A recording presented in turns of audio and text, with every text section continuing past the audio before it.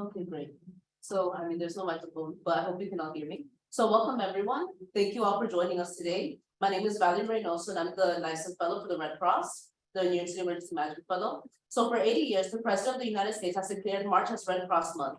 Here in the Greater New York region, we invite everyone to share the Red Cross story in March and year round.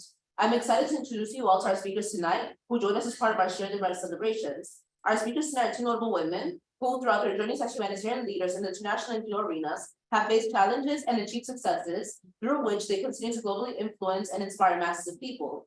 Their journeys are special interest to me, as I've committed myself to career in international affairs and international law.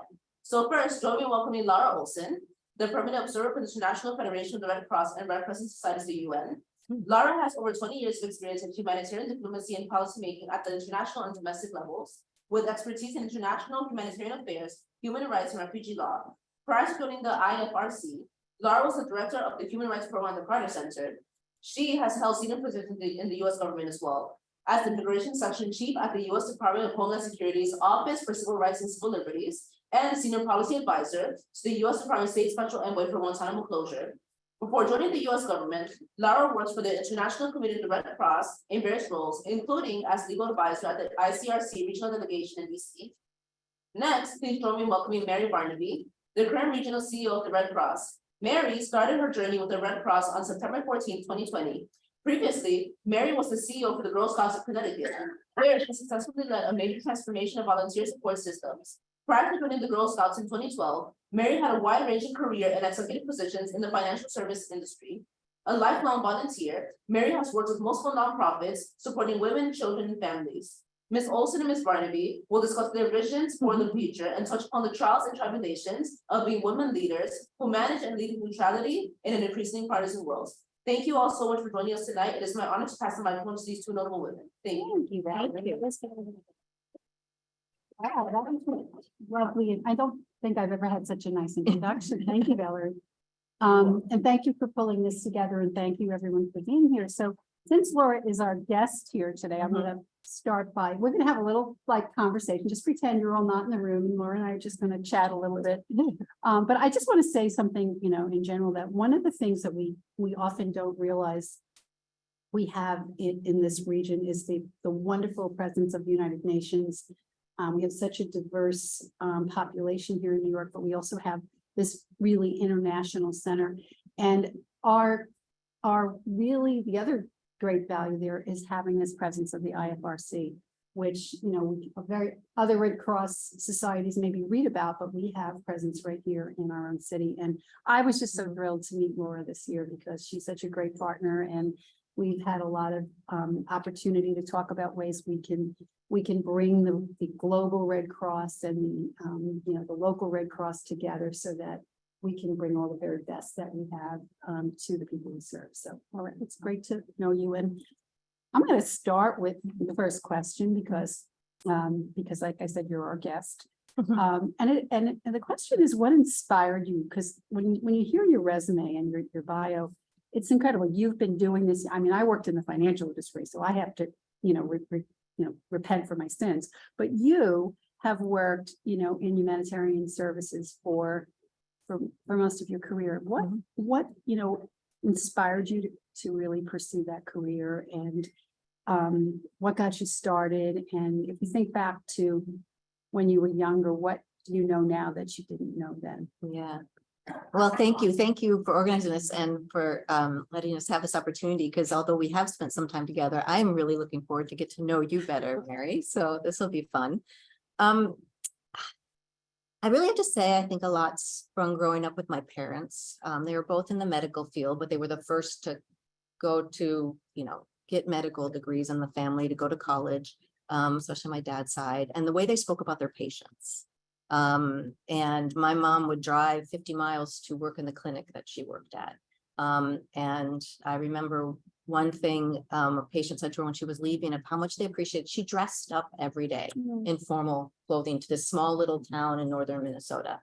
So to me, that also reflected on how she perceived the people she wanted to help care for. Somehow as well, a sense of justice and wanting to make change, doing the right thing. I think that came more from my parents as well, on integrity is important. So how I ended up in the humanitarian field was through law. As you heard, the work I'd done, I've been legal advisor. So I decided I was interested in human rights. I really didn't have that humanitarian maybe angle or understand the difference at the time, but I wanted to go to law school and work in human rights law. It was through my studies that I also found out about international humanitarian law, which the Red Cross is the guardian of, and ended up my first job being with the ICRC working on humanitarian law. So my angle in was through legal work and policy work, which maybe reflects why I'm now permanent observer at the UN, if we try to find a thread through my career. But yeah, that's, I think that's what drove it. And then the people you end up working with along the way that keeps you, because you said I've been in this field a long time. It's the people you work with and the change that you hope that you are making. If I answer what would I tell my younger self, it's exactly that. There are so many different ways to serve. When we say humanitarian work, what does that mean? I mean, you can be a doctor out there actually giving the emergency aid, but you can be the finance officer, right? That's supporting, that you can't do it without the logistics person. There's ways to serve right next door your neighbor versus also at an international forum like the United Nations, and to remember that. So whatever the goal you may have, and for me, I want to do international human rights law. I don't think I even knew what it was when I wanted to do it, but it doesn't have to be some lofty title or position if your point is to serve and that you can do it successfully. And I hear you saying like you're kind of on a journey, right? Yeah. You start your journey, you really feel that you're drawn to this place, but you allow yourself to be open to other things. And I think that's what makes a career so exciting, is when you feel like, if you really, you see sometimes a young person saying, I know I want to be a doctor, or I know I want to do this. And it worries me a little bit because, if we're not open to all the wonderful opportunities that we can have along the way and becoming, just becoming as we grow. I mean, I think it's great. So I think it's wonderful to hear your journey. And Yeah. So what about yours? So How what did about you me? get here? Well, I would say two things. I would talk about my parents as well, because my parents were very active. I grew up in Brooklyn, New York, a little bit farther away than Michigan and Iowa. But my parents were very active in the community. They were very, they cared about the community. My grandparents were also very, they cared a lot about the community. But I would say for me, it was the nuns. I went to Catholic school when I was in grammar school, and I really had this sense of these women who were, dedicating their lives. And mind you, some of them are a little tough, but the ones that really were there to really give something back. And I had this sense that it was, amazing that people would dedicate their whole lives to other people and to doing good for other people. And, you see that. And then I was a Girl Scout. I learned a lot in the Girl Scouts about making the world a better place. And it just made a lot of sense to me that a life well lived is a life where you can see something and do something to make it better. And I think that's why I love the Red Cross, because that's what we do every day, 24 hours a day, 7 days a week, 365 days all over the world. Right. And I think it's pretty incredible. So I think very young, and then I think, I had this career, and I somehow wound up in the financial industry. And I don't really know how that happened, but I did. And I learned a lot there as a leader. And, I felt very lucky to learn a lot about, how to read a, profit and loss statement and how to run a business, and all that was really good. But what happens is, sometimes when you get into that world, and sometimes no matter what you're doing in life, you forget to feed your soul. Yeah. And it really occurred to me throughout, as my career began to grow and I began to become a workaholic and all those things, I really knew that there had to be things I had to do to feed my soul. And so that's when I started to do more volunteer work and get involved in other organizations. And that really for me was my beginning of my journey towards where I am now. So I feel very fortunate that I I had that little left turn along the way. So So since it was a left turn, what would you tell your younger self now? I would just say, follow your heart. Yeah. You know, because I think if we listen to our hearts, your mind will follow. It's usually the Yeah. opposite, but I mean, I think if you really get in touch with your heart and what's important to you, you'll make the right decisions in terms of your career. And you know what? There's always time, right? Yeah. There's always time to, like, you know, to reflect and say, I really think I want to do something. That's why volunteering is so great. I mean, I had a conversation today with a guy that just connected with me on LinkedIn, and he was a technology guy, and I don't, you know, and he said he wanted to transition into nonprofit work. And I said to him, go volunteer at the Red Cross right now. I said, because that's how you'll get your foot in the door. And I said, and if you're a technologist, they're going to find work for you to do at the Red Cross. He lived in Washington, D.C., but because I said, we need all kinds of volunteers. Mhm. So, you know, it's a great way. I think that's another thing that you tell yourself when you're young, is that you know, you should try different things and see what you like. But so Laura, who was the biggest influence in your career?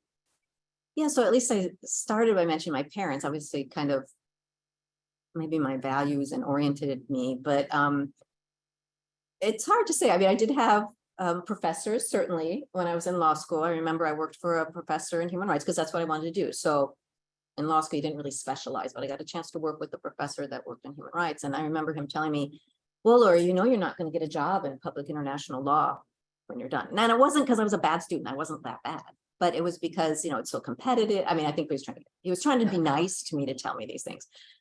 So, you know, there have been a few pivotal moments, I would say, in my life or career that's okay, well, if I'm not going to, what maybe will help me to do that, right? So it did at least make me think, well, since I didn't grow up speaking a second language, or I haven't had this experience yet, I'm a new lawyer, how am I going to get this job? So I decided to make different choices, like try for an advanced degree in international law, to try to make sure whatever my volunteer work or how I spent my free time still showed the direction I wanted to go. So that was definitely, I wouldn't say he was an overall mentor in the way I would think of some of the mentors I think about now later in life, but certainly was influential. Same with the professor I ended up working with, my LLM, who I worked on humanitarian law. But in my career, I would say I had a person that I worked on a project. She was not my supervisor, but I learned so much from her in the sense of don't quit, especially on humanitarian issues that can get very frustrating and can feel impossible. I'm not supporting the workaholic, right? We do have to know limits, right? There's that's, I think, when we can talk about some of that later on balance and things like that and being realistic.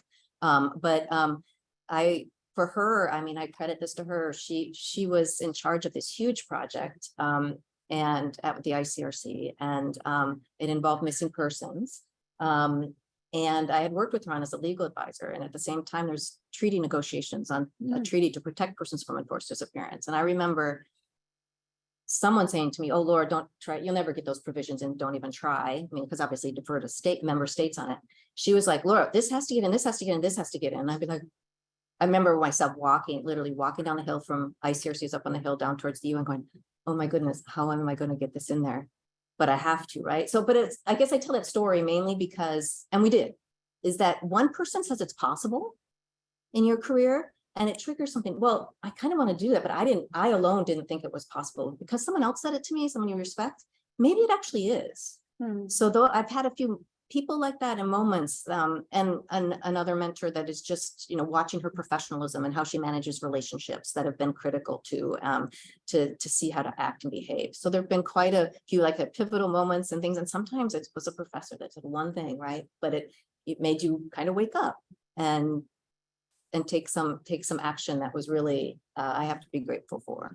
Yeah, what you're saying, and I think everyone needs to know this, is that there probably isn't one mentor. Yeah. There's many mentors. And I think that when you, I just love the way you were talking about that, because you learned something from different people in different ways. And you just by observing them sometimes, just looking at how someone handles a situation, you might say, gee, I really admired the way she or he did that, handled that situation, and you take something away from that, or you may see somebody that didn't handle something very well, and you actually learn from that situation that you would never want to behave that way.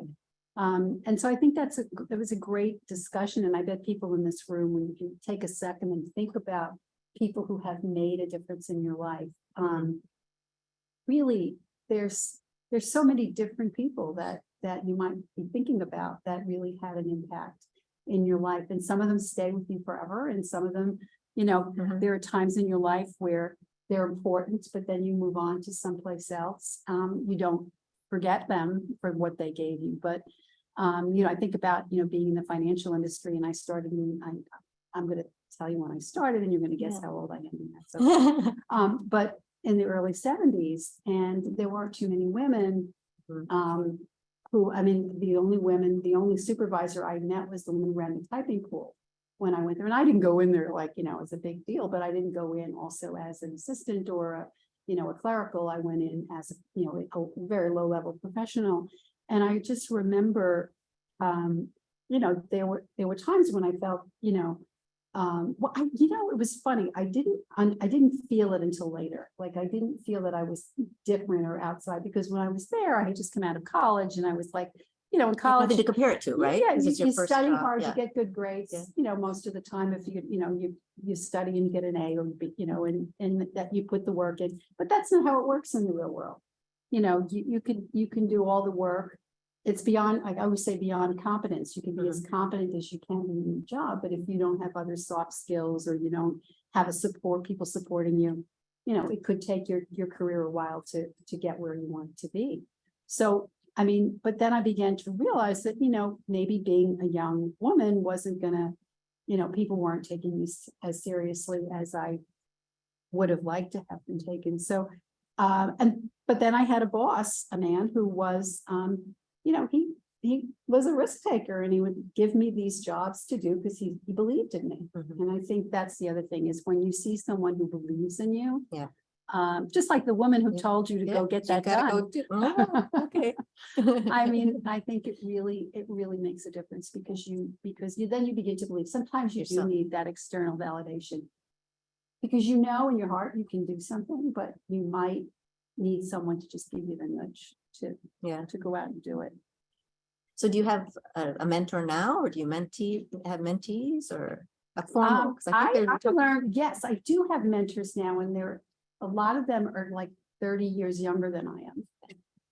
And the reason I say that is because I think as we grow in our age and our careers, it's really important for us to listen to the next generation and to understand. And it's not just about, using your, texting or using your phone or, technology, but it's about listening to ideas. I think about this organization, and I think somebody, raised a question about what does it look like 10 years from now in the IFRC or the Red Cross. And I think that I think we need to listen to, so my mentors are all younger people. They tend to be now, because there aren't too many people older than I am. But I think that's really what and I think this is going to sound a little bit weird, but one of my biggest influences in my life was my mom. And my mom was the daughter of Italian immigrants. She had to quit school when she was 16 because she's a big family, and she had to go to work. And but she was such a big advocate and champion for, I have two sisters, and I had an older brother who passed away, but she was such a champion for us, the kids, and wanted us to get educated and wanted us to do well. And so even now today, like, I will say a little prayer to my mom when I have a situation where I don't really know what to do. I'll say, what should I do?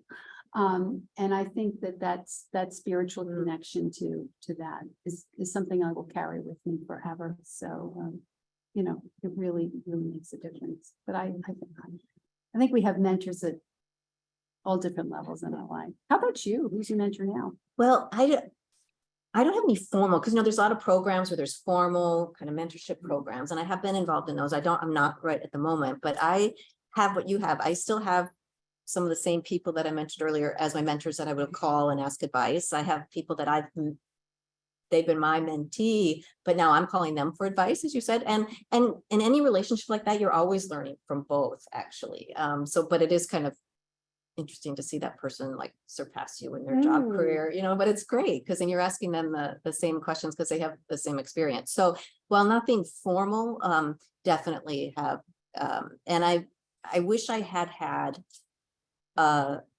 strong female mentor when I was still at university, for example. These role models didn't really come for me till later in my career and even after some of my initial career. So for me, whether you're in a formal program or not, build those relationships, because many of the questions as we were introduced about women working in this environment and some of the challenges is having those relationships so you're not alone and that you ask questions, and someone you can ask questions to or get advice from, and then also impart your own. And then one other a little word of advice I'd give, if you kind of want to do something a bit more formal to have a mentor, is to make sure you help structure it for that person. Let's say, you're still at school, not at university, you're busy. I'm not saying you're not busy, but if they're a CEO, they might have a lot on their plate and a family and whatever. So like set the appointments, tell them what you want to talk about, set the agenda. Here are the questions I want to talk about, or can we do this kind of exercise? That will really help, because if you kind of leave it just on the mentor, not to say that they're lazy, but a lot going on. And it also helps drive what you maybe want to get from that. And then in general, you're just building the relationship where later on you can just pick up the phone and give them a call to say, oh my gosh, this just happened at work. Do you have any suggestions for me? Yeah, a mentor is not an enabler. They're not, Right. they're not there to make it, fix it for you, but I think they're there to help you figure out how to fix it. Yeah. And I think that's something, and sometimes when you have, the answer in your head, and I'm sure this is true with you, Laura, too, and someone's sitting in front of you with a problem, it's easy to say, you should, because I did this with my kids and it didn't always work. You should do this, but no, the answer is what you think you should do to fix this problem, because I think that builds a person's own, problem solving skills and makes them more able to solve problems on their own. Absolutely. So it's it really is, that's another trap a mentor can get into is trying to make it better for the person, but no, it's help that person to make it better for themselves, I think. Yeah. So it's a good thing. Okay, so now the next question, this is the visionary one. We're getting into the visionary part. So what do you wish for humanitarians to achieve 10 years from now, especially regarding gender equity and climate change and anything else that you see as a big priority? Yeah. Well, you guys may think I'm going to be a little crazy saying this because you guys do work locally, but my dream and what I hope in the next 10 years is that humanitarian work is truly locally driven around the globe, right? So at where I am working a lot at the UN, at the United Nations, among states, when you hear them talking about addressing climate change on the global level or addressing inequality or disasters or whatever, it's not, there's a lot of work, and we're trying to do this as IFRC, and also speaking on behalf of the 192 National Red Cross and Red Crescent Societies, is to remind them, you're now talking about localization, but it can actually be done. Look at the national societies and the work they're doing, but it needs to be done more. It needs to be community driven. And the other challenge is that it's not really at the international level being done that way. Is like sometimes it's hard for funding to get down then to the local level so that things can be community driven. So there's movement in that way globally, but it's not there yet. And we have, as a movement, as a network, have an important role to play in changing and bringing about that shift. But I really hope we are there, because I think in 10 years or dramatically progressed, because I also think if things are locally led and community driven, you're also going to have more inclusion. And it needs to include women and youth. So to get to those equity issues, address those equity issues, to actually solve the problems, you need to have that inclusion. So that has to go part and parcel with it. We're not going to address climate change and adaptation and resilience building if it's not led by the community. And globally, we have a ways to go on that. The other thing, and it's maybe very UN-ish speak, is because it goes to funding though, and it goes to how we perceive and look at these huge global problems that we're facing, right? And that is And sometimes they get divided into humanitarian, meaning immediately react to the crisis and fix the emergency, versus development, which is the long-term sustainability. But today we see that humanitarian crises go on for years, or can, and you need the development to work together. And national societies, we already do that. We build resilience and preparation. We're already bridging that humanitarian development divide. We already do that inherently. But again, that's not necessarily happening globally. And so a lot of, let's say, the funding streams don't get out of those silos, and then it can inhibit actually addressing these larger crises that we're facing. So those are my big 2 dreams in 10 years. What about you? So, it's funny you say that, because I think we are very fortunate that here we are in the greater New York area, and we're very comfortable in our community and our market and the people we serve. But sometimes I think we forget to think globally. And I think that, the balance of really looking at our world as one continuum. And I think that's the trick, Laura, is if we can solve the problems locally, but with a global perspective, because sometimes a problem we may be having here in the United States might help solve a problem somewhere in Africa or something. And, how do we bring the communities together, at that policy level, or, at that, kind of the funding too. And like, I look at climate and I think, all the time, I know when we talk to some of our corporate donors, they are very international or global thinkers. So, if you talk to a big global bank in New York City, they may give us money for climate, remediation work here in New York City or the country, but they still care about what's happening globally. So I think we have to, what I think in terms, I think the fundamentals of humanitarian, we have the same 7 things for forever and ever and ever, right? And they seem to be very, foundational and strong. And I don't think we should ever try to change them. I think about the work that Clara Barton did in the battlefield. That's the fundamental mission of this organization, whether it's in, here in the United States or in the Ukraine or anywhere else in the world.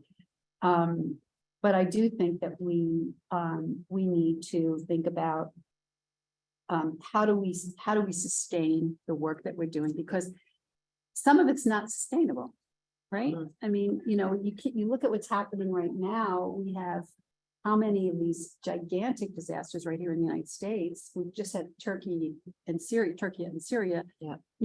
Look, it's the world is exploding, and how much can the Red Cross and the International Red Cross, how much can we sustain the model that we have to keep providing the help that people need? So that's a challenge that I think. And what do you think about that? What does the IFRC think, from a visionary standpoint? Well, I think that comes back to that, that nexus we have of humanitarian development, right? That yes, there'll be earthquakes and certain things like that, and there are certain disasters that are because of climate change. So what can we do to adapt instead of always reacting? What are we doing to prevent and prepare, but adapt to the new situation, so that the humanitarian crisis, if they happen, we're never going to eliminate them completely, but the harm is reduced. I mean, one of the goals, and the Secretary General sent this out, is to have early warning systems for every person around the world, right? So like being on a watch. Or something like that. But that means you need modeling for forecasting and then much less a system that actually gets to people to warn them. Well, the IFRC is involved in this project, and so the national societies as well, as the 4th part of the pillar. There's 4 pillars, and it's preparedness and response. And all of these pillars that need to work together, because it's great to have an early warning, but if you don't have early action, if you don't know what to do when the warning happens, what's that going to help? So none of it's sustainable. And they talk about the crises getting worse and worse, right? So we need to think more and focus more on how do we prepare, adapt to the new situation, because reality is there, and prepare. And so we don't keep having some of the problems that are cyclical, right? There's not, otherwise I don't have the master plan.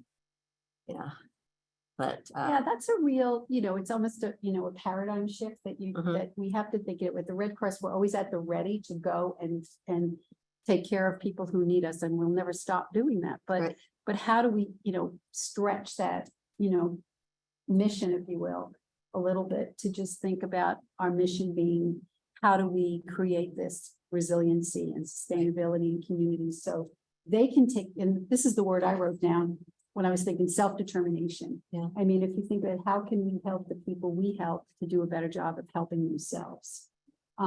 Because they really do need that. That's back to mentoring, right? Yeah. That you really feel like it's important to give them the skills and the support they need to have more control over their own destiny.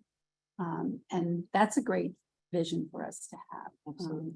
And so I don't know, how we're going to actually do that, but I think community partnerships are really important. I think getting into the local markets are really important. So I think those are really, I think our fundamental goals are not going to change as even a global organization, but I think that I love the way you're talking about this development piece. Because, and then so to go to our donors and be able to say to them, or even our volunteers and say, how do we build that? How do we make that stronger? So like even in New York City, if we know there are communities that have, more vulnerability, how do we go into those communities before the disaster? Right. And really begin to build some strength, in those communities. So. No, and that's a lot of core of your work. It's prepare for, respond to, and recover from. But there's that prepare already. It's the resilience is already there. It's kind of, we can do more of that, but it's already baked into kind of the DNA of Red Cross. And that's where I think we need to go because the crises are, it's closer together. Yeah, absolutely. All right. So the next question that I'm interested to hear your answer on. What are some of the biggest challenges that you have faced as a woman working in the nonprofit space, and how have you overcome them? If you hadn't. Well, I have. Doesn't mean always not with some difficulty, though, Mary, right? We're still here, but so strong. And it's hard. I had to reflect on the question, but because as you pointed out from my biography, I haven't always been like a humanitarian. I also spent time in government service, but I've never really been in the private sector. So if you're looking at me to answer comparatively, like to private sector versus humanitarian or public and government, I can't really do that in my experience. But, I have had those experiences where I've been sitting around the table with other women directors, but we're generally, compared to the men, tasked with more of the tasks. Or like if you look at sometimes the workload that's kept adding more to the women now, or ask a busy woman. Yes. Or, I have experienced, and again, I'm on other situations where there was definitely a clique of the male population of the office versus the few women that were in the office were kind of excluded from that. And I think that, but how to deal with some of those situations is, that we talked about the mentors and relationships. Again, I wish I had some of those relationships early to talk about, because sometimes some of these things are happening to you and it's the first time, like your first job out of school, you don't really have anything to compare it to. If someone speaks aggressively to you, it's somewhat humiliating, and you also, do you want to talk about it? But you also feel like it's never happened to anyone else, when that's probably not true, right? So even just getting the perspective from someone else that, it's not you're not alone, and maybe to talk through, because some of the experiences I've had, like, well, yes, now with time, I would have maybe reacted differently, but also had I reached out more. So I really urge to reach out if something uncomfortable happens or it's not pleasant, to talk through the situation. But I think I caught this from you, Mary, earlier, is that they're not always going to be resolved, right? I mean, it's not a perfect world out there. And so I wish I had started the mantra of the serenity prayer a lot earlier in my life. So recognizing definitely the things that you cannot change. Courage to change the things you can, but the wisdom to know the difference. And I think sometimes to know things, just like I said, I was in an environment where it was the men were very cliquey, and the boss, the supervisor, happened to be the male too. And we women definitely were our own little world. Well, that was one of those situations where, and maybe it's because I was later in my career, that was the time when the lean in movement was going on in that book. And I'm like, no, not leaning into that. I have to say but that was my choice at that time. Because you also mentioned this, mentors, which I thought very much resonated with me. Mentors can give you some thoughts, but they're not there to tell you what to do, because you also have to decide in those situations what is right for you at that time.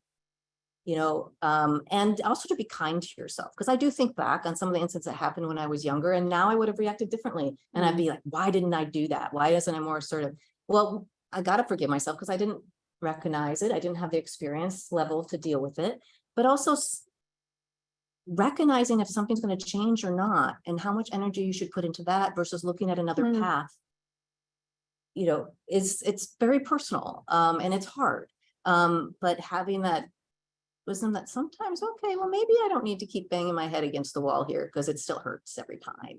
And that's if you can't change something Yeah. sometimes, and I always would give advice to Mhm. younger people, whether it was a man or a woman, that if they were very, very frustrated in their job or their situation and they couldn't make positive change, Mhm. and they, after trying, there's one thing you do, you vote with your feet, right? You basically say, and I actually, there was one organization I did work for where I just got to a place where I just didn't believe in the values of, of the organ. It was a private sector company, but I didn't believe in the values. I didn't believe the way they treated their customers.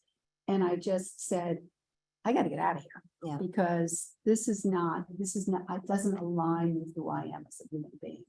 I can keep getting a paycheck, but it was under my control, Right. really, and that was a situation where, I tried, on several occasions to, have the right kind of, I would say productive conversations, but no one was listening. And, after a while you can tell.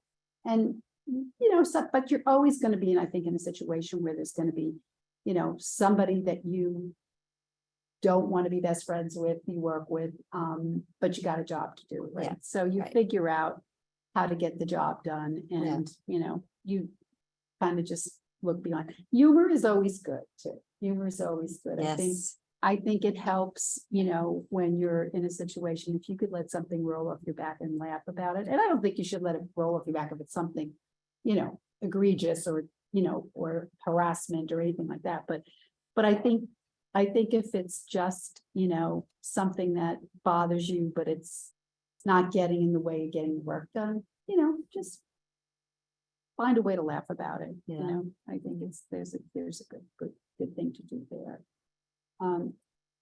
I would say too that as a woman I love working in nonprofit space as a woman, because I find that the people I work with, men and women, they tend to be a little bit more, what's the word I'm looking for? Not even the word is intolerant, but they tend to work better together just because they're there, because they Common believe in the mission. mission, because they care about giving something back to the community. And I think that when you work in the financial industry for a long time, and a lot of people just care about making money, it can get a little bit, barren and lonely out there. So I really found that, but then, you always find your own tribe, right? Yeah. I think when you're in a situation where you are maybe not, finding the whole organization to be what you want it to be, you find people that you relate to, and the people that you enjoy being with. Yeah. So I think that's another thing you can do. And I think for me, when I was in the financial industry, I'll tell you kind of a quick funny story. Yeah. The man who was my boss a long time ago, who was the one who gave me a lot of great opportunities, he was a mentor in a lot of ways. And I remember that it was probably in the late 70s. Okay. And so we thought, a bunch of us women in the organization said, we should all go out and have a drink together and talk about how we can help each other as women, because it wasn't to bribe or fetch or anything. It was really just, let's go out and let's get to know each other and see if we can help each other professionally. And so we went out one time after work, and we just sat around and talked and got to know each other. So my boss, a couple of days later, calls me and he goes, "What were you doing with all those women the other night?" And I said, "Well, we just went out. We wanted to, talk and get to know each other." And this looked a little cliquey. And I said to him, "Well, how come you take off every Friday and go play golf with all those guys? It looks a little cliquey." And so, I mean, I think what was, he was seeing what we were seeing for the first time, that he felt excluded from something. And, we were feeling, kind of excluded too from the golf outings and all of that stuff. but I think it's just, it's tricky sometimes, you want to build alliances and work, you want to build relationships. And, I think difference is a good thing. I mean, if we were all the same, it would be so boring. So I kind of like that. Well, you started out answering like one other part that we had of the question is what advice would you give people to help them promote women in advancing their career, regardless of the field, right? And that is being aware of the cliques around you. Let's say you are a supervisor or something, you can see, are there cliques? Is there somehow that women or a different other group is being excluded from opportunities because of that clique? And to be aware of that and to see, as appropriate. I mean, obviously you can't control people's outside work, affairs if you're a supervisor, but to be aware of that. And is everyone on your team, for example, getting a similar opportunity to advance, to try new things? And if there's anything that might be inhibiting it, to be a bit more proactive on looking at that. That's a good thing now that we are more sensitive to, we may be doing something that feels very normal, but how is it making someone else feel? Yeah. Are we making someone else feel excluded? And I think that's a good thing that we are more sensitive to that, and and just making sure that we're not doing things in a way that that makes someone feel like they're outside of the scope of the group. And sometimes you might like certain people in work and be friends with them, and that's fine too. But just think about how that might get perceived, as you're saying. Yeah, and for me, it's even on issues like an extrovert or an introvert, right? I mean, I had them both on my teams, and like the introvert who's very introvert, he has great stuff to contribute, but he's not necessarily always going to pop up with it. But if I stop and ask him, okay, what do you think about this? It all comes from around. So, paint it, what are the opportunities? We all do those personality tests. I think sometimes as teams, you've done them too with your team. Those are exactly the things, right? Of what, especially someone to keep a team working well together to help them advance is. And so it's giving them the opportunity in a way that works best for them.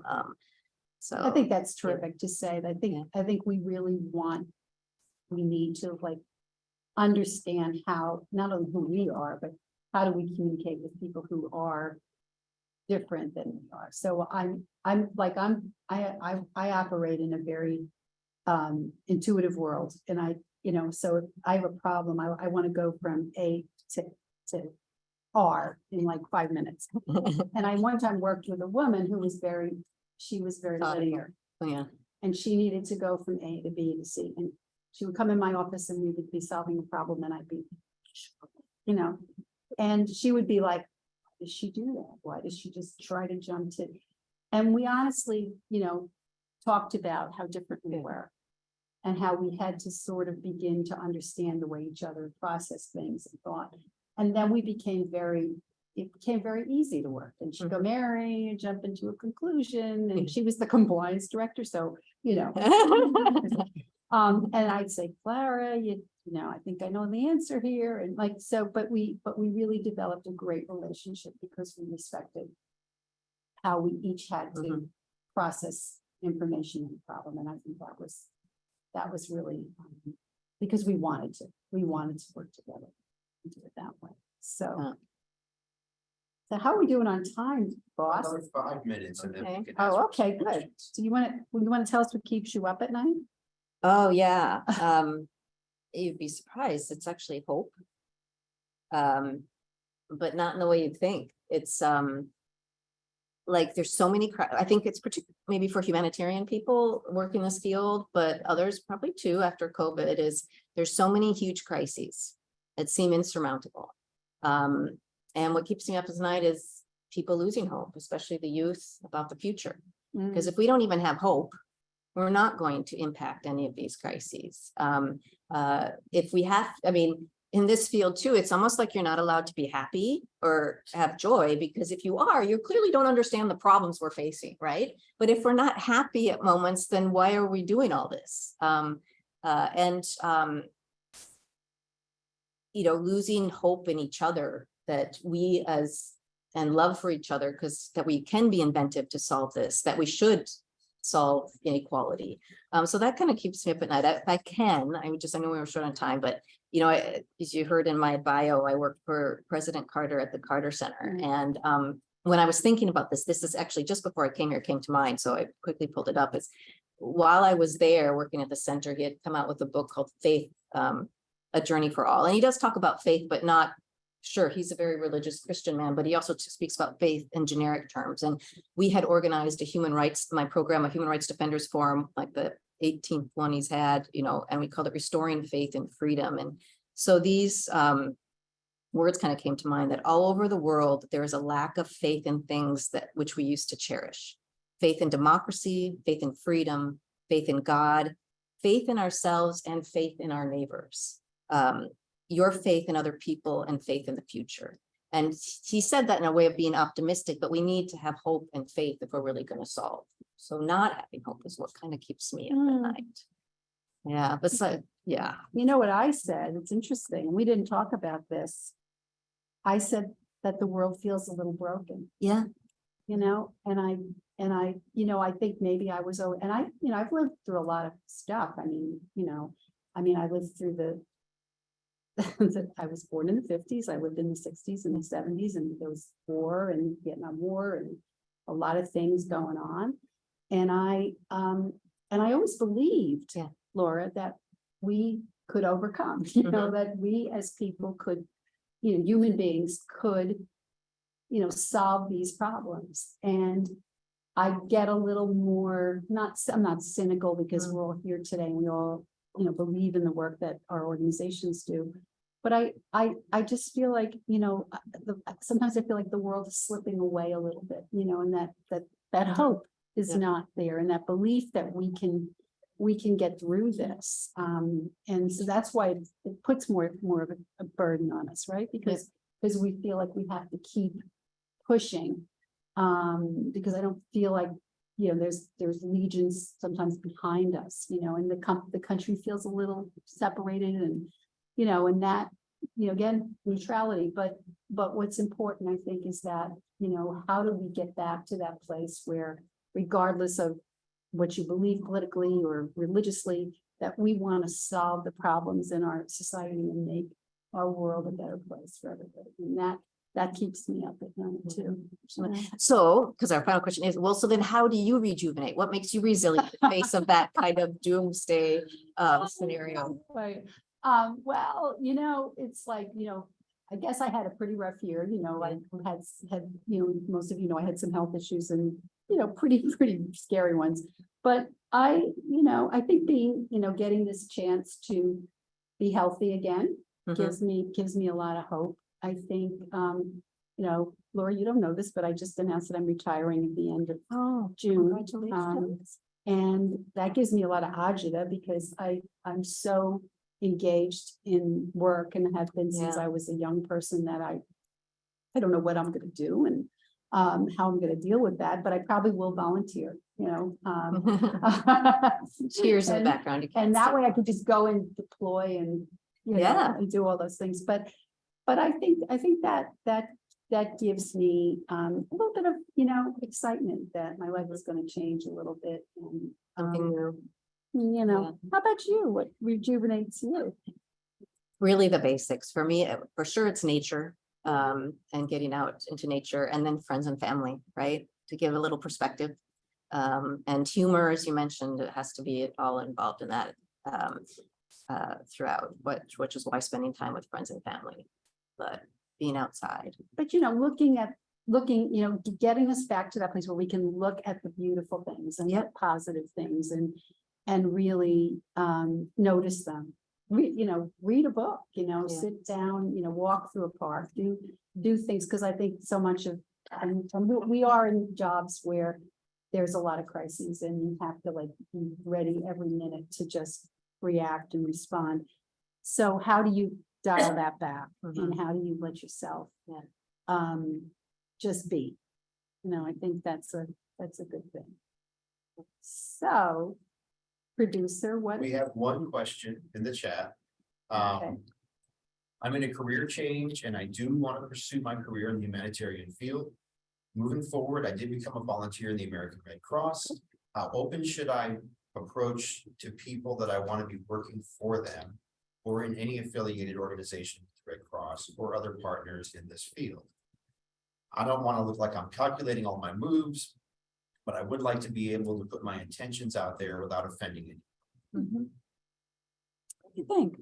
Well, I mean, I guess I don't know your access to the people that work in this field, but if you're a volunteer, you clearly have some coordinator you're reporting to or speaking with, to ask them questions about what would it need to take for me to do X, Y, or Z job that you're interested in. Get, approach the people around you if they have time. And obviously, if you're polite and considerate, I'm sure they'll give you some time and answer your questions. But those are the kind of questions I would ask is, I'm interested in doing this job. What would it take for me to do that? What And- skills would I need? Exactly. What process? And all of our jobs are posted, like, Mhm. both on our website as well as on the national website. And a lot of them are remote now. And I tell people, just if there's a job that you think that you're interested in, maybe your supervisor, voluntary supervisor can tell you if you have the right qualifications or what you need. But yeah, I mean, if you don't ask, you're not gonna get, right? Yeah. So you really have to be, and I think approaching it in a way that you just said it beautifully, like what are the skills needed for that job? So, but you can't do this thing because women do this all the time. If they tell you there are 8 things that you need qualifications for that job and you have 6, you can't say, I better not apply. Yes, I wanted to talk about that with you Good, today, well- was that when helping women advance is, and I don't want to generalize, but since you also, we're not generalizing, but I do it and you've probably done it. So we can say we do this.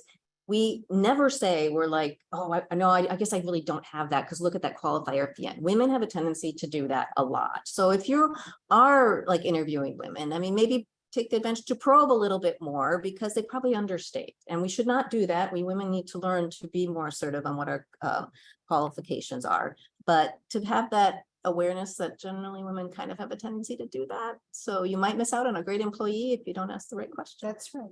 And if someone has 6 of the 8, the question to ask them is, or they can ask you is, how can I develop these other skills, or what can I do, if I come back again next year, Yeah. what should I have done? So, but I think you have to, and it's not offending. We always want to hire talented people. So volunteers and paid staff. Yeah. So. Do we have any questions in the room? Yeah, I do. Yeah. In this bill, you have the 7 principles, Yeah. independence and unity. And we have every country is supposed to follow those things, but I can't imagine Europe and some of these other countries where there's these nativist movements, there's a lot of pressure on the government for those people to get into those nativist modes. And from your position, do you see any of the societies coming to you and saying we're under tremendous pressure from our government to toe the line in terms of what they want? Well, and you might be able to speak better to this from the American Red Cross as a national society perspective. I mean, the national societies, all 192 of them, are unique because they have this auxiliary role with their government. You're not like a normal non-governmental, other non-governmental organizations, right? Because you have that unique role. And so there's always a little bit of that challenge, and you wouldn't be an accredited national society if you don't meet these standards, that you have to be independent though. But are there situations that create serious challenges? You can imagine internal strife in a country or a conflict. And of course, people feel things. You can't say people shouldn't feel things. But what's important is how the work is delivered and the fundamental principles. It needs to go to the most in need. Those are in the most vulnerable situations. And that's the top priority. If you ask me, in the next 10 years too, about the Red Cross, where it could be, I think national societies, the Red Cross is going to be more and more needed because again, working locally and already having that skill, but the fundamental principles by which we all work, while maybe not always easy to maintain, they're important because they're not always easy, right? It's our code of ethics. Exactly. And that will be the value of the national societies. But yeah, sure, it always is a challenge. And I think every national society has had that challenge, even negotiating their Red Cross or Red Crescent law with their government to make sure, because most have a law to establish them and have established that relationship with the government, that the independence needs to be there. But I'm sure there's always been tension. And then when you have challenging situations where people are being harmed, of course, it's challenging, but that's how we have to work. Yeah. Excellent. I wanted to know if you looked back at your humanitarian journey Mhm. And there was one thing, you only get one thing you could change. Not out of regret or what have you, but you know, that this would make a difference. Now knowing all that you know at this point in your career, what would that be? Oh, my goodness. That's really hard. What would I want that? Because the only thing I can answer is what comes to mind that I really like, although at the time, maybe I didn't know what was I didn't know what was happening, but like the fact that I've worked in different environments. So that I started within the movement, but at the International Committee of the Red Cross. Then I had some government experience, then, you know, NGO experience, and now back to the movement. So, you know, while it was hard to leave the Red Cross, I wouldn't change that now because of how much I've learned from it. So it's always hindsight. It's like, yeah, maybe at the time I really missed doing all that, you know, humanitarian law work, but I grew so much as to be, I think, better at what I do because of that diverse experience. I'm sure there's more than one I'd want to change, but I have to think about it though. But so we can follow up later. And I don't know, you, I Mary? think for me too, because I haven't been here in a long time, although I think of myself as, you know, kind of a humanitarian with a small h throughout my life. I would say something I regret sometimes is making decisions not to do something because other people don't want me to do it. Yeah. And like, you know, so like, you know, if I wanted, like, I really enjoyed deploying and I haven't been able to do it, you know, since I've had these health issues, but I'll get, you know, when I retire, I'll do it more. But you know, sometimes my husband said, I really don't want you to go there. And I would like go, oh, I'm gonna make him unhappy if I don't go, you know? And I don't like that, you know, and I look back on some of that stuff and say, you can't always make everybody else happy. And sometimes you just have to do what your heart tells you to do. Because but then sometimes you do have to make someone else happy. So I think it's the question of, you know, being true to yourself but not making decisions because you're making them for other people, making them for yourself. And I think that's what I would say. Anytime that I've regretted not doing something because I was trying to please someone else, I don't like that. Yeah. You know, so.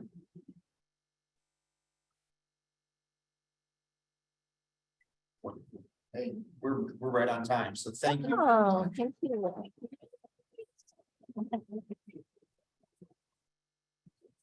I just want to tell you how blessed we are to have Laura in Oh, our backyard, or we're in her backyard. I guess. no, we're in yours. It's American Red Cross territory. So Yeah. thank you. That's great. Thank you.